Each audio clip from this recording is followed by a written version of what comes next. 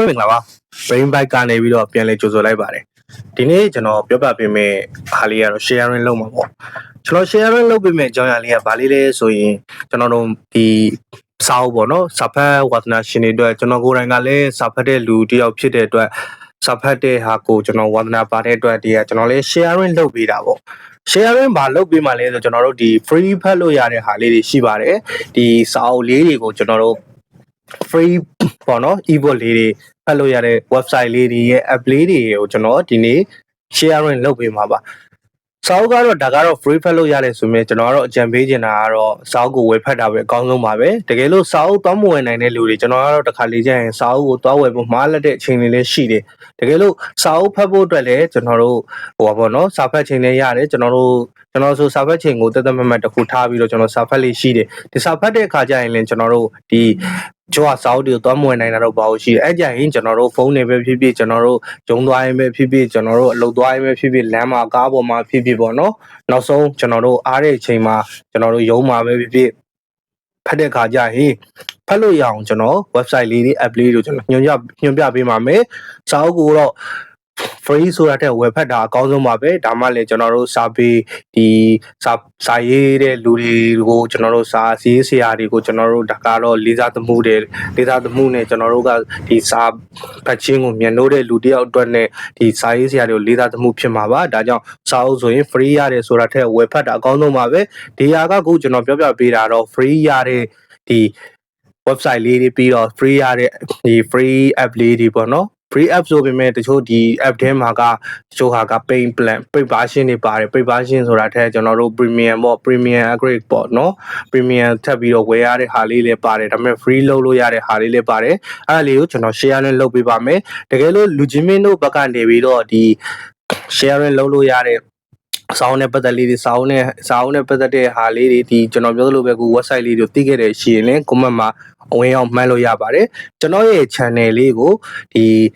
Brain Bite ရဲ့ channel လေးကိုဒီ TikTok ပေါ်မှာ follow လုပ်ပေးခဲ့ပါဦးပြီးတော့တချို့ video လေးတွေကအရှည်လေးတွေကျွန်တော်တင်လို့မရတဲ့အတွက်ကြောင့်ကျွန်တော် YouTube ပေါ်မှာကျွန်တော်ဟိုလုပ်ပေးထားပါတယ်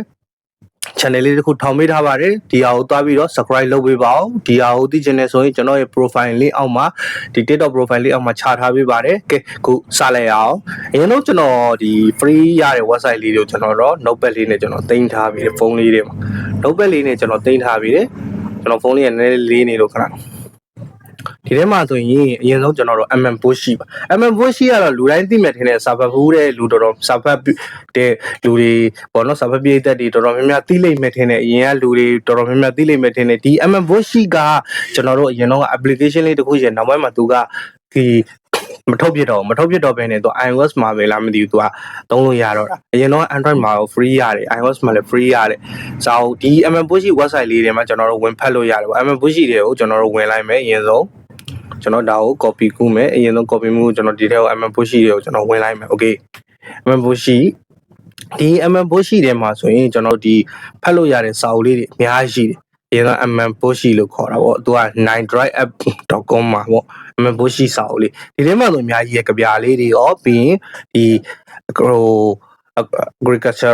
ပြီးတော့ဒီအများကြီး language based and translation religion ဒီအများကြီးပဲဒီဖတ်ဘူးတဲ့လူတော်တော်များများတော့သိမှာပါဒီ MM Boshi လေးကမစိုးဘူးကျွန်တော် recommend ပေးတယ်ပထမဆုံး recommend ပေးပါတယ်ဒီကကျွန်တော်လည်းရင်တော့ဆိုဒီထဲကနေဖတ်တယ် tablet လေးတစ်လုံးနဲ့ပေါ့နော်ဒီစပတ်တဲ့ခါကျရင်ကျွန်တော်တို့ခုနမှဂျာဟိုစပတ်လို့ရတယ်ကျွန်တော်တို့ tablet လေးတွေရှိတယ်ပြီးတော့ video tablet ဆိုရင်တော့ကျွန်တော်တို့ဒီစပတ်တဲ့ခါကျရင်ဒီမရှိတယ်ကျွန်တော်တို့ဒီ iProtect ဆိုတဲ့ဟာလေးကို on ပြီးတော့ဖတ်ပါ။ဘာကြောင့်လဲဆိုဒီ iProtect ဆိုတဲ့ဟာကို on ပြီးဖတ်မှကျွန်တော်မျက်လုံးကိုတက်တာစီနိုင်မှာအဲ့လိုမဟုတ်ရင်လည်းမျက်လုံးကိုထိခိုက်တာတွေများနိုင်တာပါတယ်။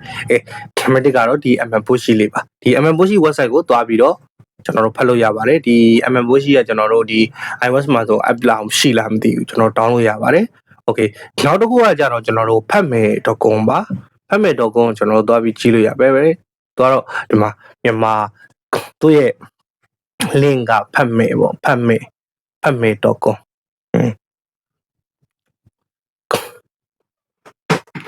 မယ် .com ဒီဖတ်မယ်မှာဆိုလေကျွန်တော်တို့ဒီမှာအများကြီးရှိတယ်ဒီမှာစာအုပ်တွေအများကြီးဖတ်လို့ရတယ်သူကဒီမှာ download ဆိုဒီထဲဝင်ပြီးတော့ဒီကြော်စော်တရားတို့ပေါ့ကျွန်တော်မြန်မာစာအုပ်လဲကျွန်တော်ဖတ်ဖူးတယ်အဲ့လိုမျိုးကျွန်တော် border တွေရှိရတယ်ကျွန်တော်တခါချင်း sharing လုပ်ပြီးဖတ်လေရှိတယ်စာအုပ်တွေကျွန်တော်ဒီမှာစာအုပ်တွေလည်းရှိတယ်ကျွန်တော်နောက်ကြရင်စာအုပ်လေးတွေကိုတက် review ပေါ့ review ပုံစံမျိုးလုပ်ပေးသွားမယ်ကျွန်တော်ဒီဟာက review လုပ်တယ်ဆိုတာလဲကျွန်တော်ဒီဟာကကျွန်တော်လိုပဲချို့ဖတ်ချင်တဲ့လူတွေအတွက်ကိုကျွန်တော်တက် review လုပ်ပေးတာပါစာအုပ်လေးတွေဝယ်ပြီးတော့ဒါလေးကဖတ်လို့ကောင်းတယ်ဒါလေးကဖတ်လို့မကောင်းဘူးဆိုတော့ဒါလေးကတော့ဖတ်လို့စာအုပ်တော်များများတော့ဖတ်လို့ကောင်းနိုင်ပါပဲဘယ်လိုပြောမလဲဆိုတော့တော်များများမှလည်းထဲမှာဖတ်လို့ဒါလေးကတော့ဘယ်လိုပဲအတွက်သုံးဝင်နေဘယ်လိုလူတွေဖတ်တင်လဲဆိုတော့ကျွန်တော်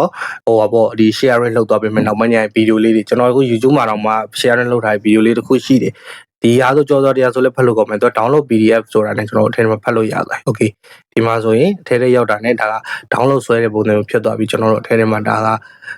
တက်ဖတ်လို့ရတယ်ဒီဟာဒါကကျွန်တော်လောလောဆယ် line မကောင်းဖြစ်နေလို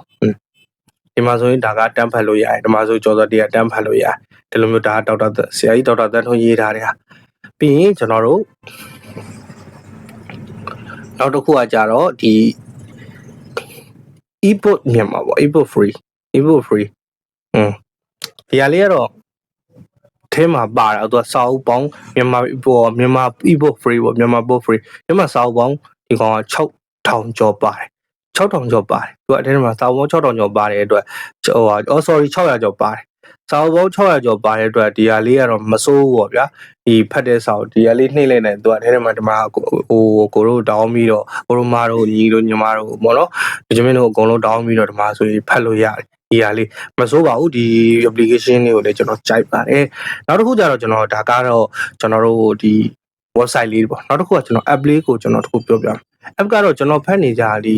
app လေးတွေကအရင်တော့ရွှေမီးအိမ်ကတော့လူတိုင်းသိမှာပါရွှေမီးအိမ်မှာတော်တော်များများရှိတယ်ဗျရွှေမီးအိမ် app ကတော့ဒီရွှေမီးအိမ် library ပေါ့ဒီရွှေမီးအိမ် library မှာကတော်တော်များများစာအုပ်လေးတွေတော်တော်များများရှိကြတယ်ဒါမှဆိုဒါက download ဆွဲပြီးတော့ကြည့်လို့ရတယ် download ဆွဲပြီးတော့ကျွန်တော်တို့ဒီရွှေမီးအိမ်မှာအများကြီးဖတ်လို့ရတယ်ရွှေမီးအိမ်ကတော့ကျွန်တော်အထူးတလေပြောတော့ပါဘူးရွှေမီးအိမ်ရှိပြီးရင်ကျွန်တော်တို့အမှန် boss ဆိုတဲ့ဟာလေးရှိတချို့စာအုပ်လေးတွေကတော့ဒီထဲမှာကျွန်တော်တို့ငှားဖတ်ရမယ်ရှိတယ်ငှားဖတ်ခြင်းတဲ့လူအခါကျုံးဝင်နေငှားဖတ်လို့ရတယ်ပြီးရင်ဒီရွှေမီးကျွန်တော်ဖတ်နေကြဒါကဖတ်နေကြ ebook လေးတွေကိုတချို့က free ပေးတာရှိတယ်ဒီထဲမှာ free ဒါကတော့တော်တော်များများ free ပေးတယ်ထင်တယ်ဒီဟာတော့တရားဟုတ်တယ်ဒီဟာလေးတွေတော်တော်များများ free ပေးဒီရွှေမီးရဲ့ပြီးတော့ဒီကျွန်တော်တို့ဒီကောင်လေးပေါ့ Boat Ocean ဆိုတဲ့ဟာလေးနောက်တစ်ခုကရွှေနှုတ်ကတော်တော်များများတော့ဝယ်ပြီးဖတ်ရတာပေါ့ငှားပြီးဖတ်ရတာနောက်တစ်ခုကone zine လေးမဆိုပြီးတော့ Way Power Book ဆိုတာဒီWay Power Book ကအရင်တော့ Way Power မြန်မာကနေပြီးမှသူက Way Power Book ဆိုပြီးတော့ application သူက upgrade လုပ်လိုက်ပြီးတော့လို့ဖြစ်သွားတာဒီအပေါ်မှာဒီ free လုံးဝဖတ်လို့ရတာကတော့ရွှေမီးအိမ်နဲ့ Boat Ocean ပါရွှေနှုတ်တို့ one zine တို့ကတော့သူကတော့ငှားဖတ်ရတာပေါ့ကျွန်တော်တို့အရင်တော့ဖုန်းပေနဲ့ဖတ်ရတယ်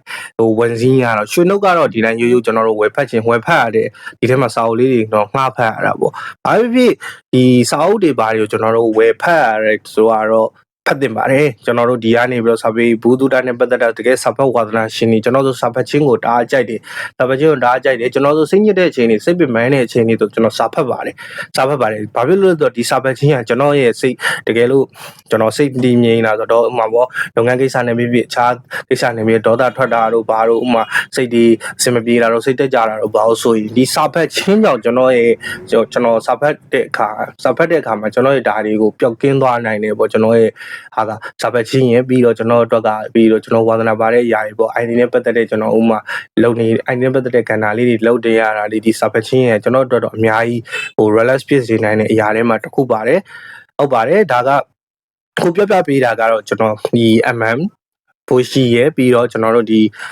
website လေးတွေရစာဖတ်လို့ရတဲ့ website လေးတွေရဲ့ application လေးတွေကိုကျွန်တော်ပြောပြပေးသွားတာပါနောက်ထပ် sharing လုပ်လို့ရတဲ့ video လေးတွေမှာကျွန်တော်စာအုပ်နဲ့ပတ်သက်တဲ့အကြောင်းအရာလေးတွေမှန်သမျှကိုကျွန်တော်စာအုပ်လေးတွေကိုကျွန်တော်